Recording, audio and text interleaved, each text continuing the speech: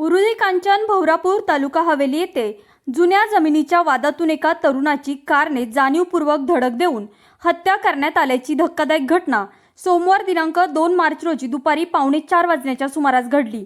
या प्रकरणी उरुळी कांचन पोलिसांनी 2 आरोपींना अटक केली असून त्यांच्या विरोधात खुनाचा गुन्हा दाखल करण्यात आला आहे। यात अक्षय दशरथ साठे वय वर्ष 32 राहणार भवरापूर तालुका हवेली, गोकुळ नाना कोकरे वय वर्ष 23 राहणार अष्टापूर तालुका हवेली अशी आरोपींची नावे आहे। अक्षय साठे याच्यावर यापूर्वीही लोणी काळभोर पोलीस ठाण्यात गुन्हा दाखल असल्याची माहिती पोलिसांनी दिली। तक्रारदार लक्ष्मण सोपान साठे वय वर्ष 58 व्यवसाय शेती राहणार भवरापूर यांनी दिलेल्या फिर्यादीनुसार जमीन गट क्रमांक 104 संदर्भातील जुना वाद तसेच सामायिक नदीवरील मोटार दुरुस्तीच्या कारणावरून आरोपींमध्ये वाद सुरू होता।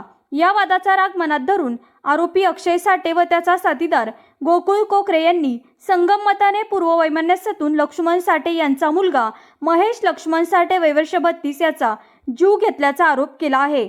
सोमवार दिनांक 2 मार्च रोजी दुपारी सुमारे 3:45 वाजता महेश साठे झालेल्या वादाची तक्रार देण्यास पोलीस स्टेशनला गेले होते। त्यावेळी पोलिसांनी महेश साठेला वैद्यकीय तपासणीसाठी पाठवले। त्यावेळी आधार कार्ड नसल्याने ते आणण्यासाठी मोटारसायकल क्रमांक MH12 OJ 9551 यावरून उरुळी कांचन ते भवरापूर मार्गे जात असताना आरोपींनी त्यांच्या हुंडाई कंपनीच्या I-20 कार क्रमांक MH12 QY 7888 या कारने पाठीमागून जोरात धडक दिली। ही धडक जाणीवपूर्वक देत खून केल्याचं फिर्यादीत नमूद करण्यात आलं आहे।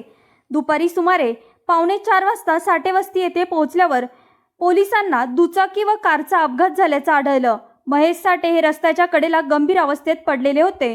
पोलिसांनी तातडीने त्यांना उपचारासाठी रवाना केले, मात्र त्यांचा मृत्यू झाल्याचं समजते। घटनेनंतर कारमधील एक जण पळून गेला तर कार चालक अक्षय साठे याला पोलिसांनी तात्काळ ताब्यात घेतले। पुढील तपासादरम्यान पळून गेलेला आरोपी गोकुळ कोकरेला पोलिसांनी अटक केली आहे। या प्रकरणी उरुळी कांचन पोलीस ठाण्यामध्ये खुनाचा गुन्हा दाखल करण्यात आला असून सहाय्यक पोलीस निरीक्षक ज्ञानेश्वर बाजगिरे यांच्या मार्गदर्शनाखाली तपास सुरू असून पुढील तपास पोलीस उपनिरीक्षक प्रवीण कांबळे करत आहे।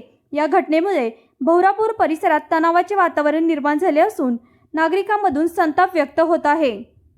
जमिनीच्या वादातून थेट जीव घेण्यापर्यंत गेलेली ही घटना तालुक्यात खळबळ उडवणारी ठरली आहे।